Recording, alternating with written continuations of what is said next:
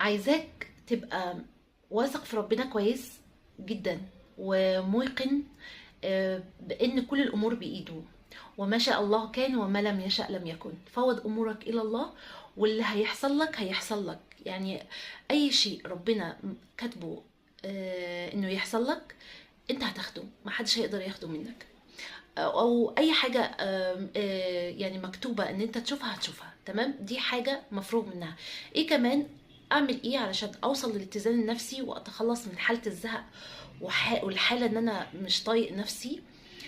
ان انا افتكر المحن اللي انا عديت بيها بحياتي، وقد ايه كنت انا حزين ومتضايق ومش طايق نفسي، وحاسس ان خلاص ده الابواب كلها اتقفلت في وشي، وحاسس ان المحنه دي انا مش هطلع منها. لكن المحنه دي عدت على خير وربنا كان خير معين